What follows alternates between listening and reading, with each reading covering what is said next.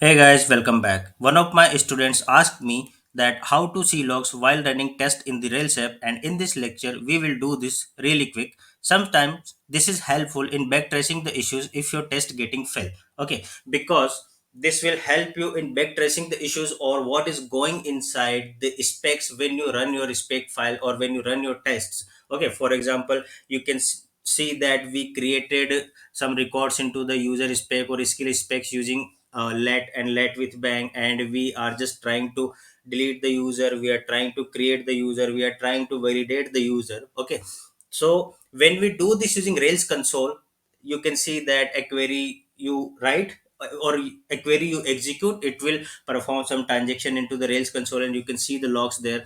Or whenever you do something using the forms, you can see that your if your server is running, a log is entered into the server as well. Okay, now you can see a log directory into the root of your project as well. Open it and you can see the test and development log files there.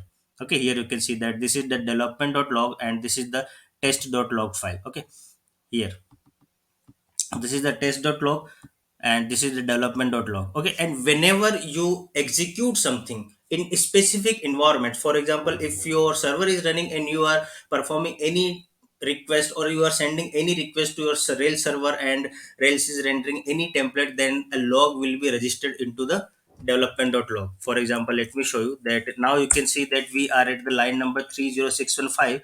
Now switch to the browser and just refresh your page. Whenever you refresh a page, you can see in the terminal that a new request is coming to the Rails server, and now in the development.logs you can see that something will gonna added into the development.log file. Here you can see that we have this new request coming at like started get processing by home controller index section and all that. So whatever we are getting at the terminal where the server is running, we that is also captured inside the development.log file as well. And same is true for the test.log and production.log, but production.log usually works in the production environment or at the staging environment, so we can create production.log or staging.log files there. Okay, now you can see that I already have a test.log file here. If you do not have that file and you haven't run any spec yet or have any test yet, so what you can do, you can just manually create a file that is test.log. And now after creating that file, what we need to run,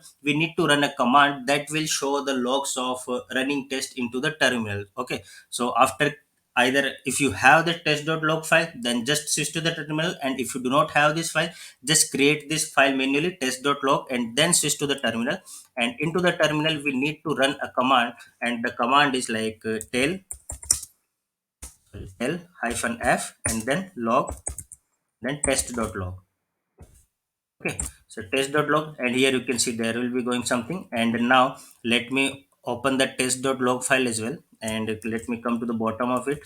Here you can see that I am at line number 2132, and now it's time to run any of the spec in our application. So shut down the server where the server is running. Okay, now what you need to do is you need to run your specs. So what we can do, RSpec models, and then let's see, run all the spec for user model. So RSpec model user spec.rb, and when you run this command, you will see that something is going in the test.log. Okay, so here you can see that a few of the records has been created, some records rollbacked valid when we checking the validation, some records are getting destroyed as well. Here you can see that user skills is deleted. Okay, so this is how we can see how tests are working into the test.log. Okay, and now if you open your test.log file, you can see that there is something change in the test.log, and when you reload the file, you can see that other subsequent changes. Here you can see.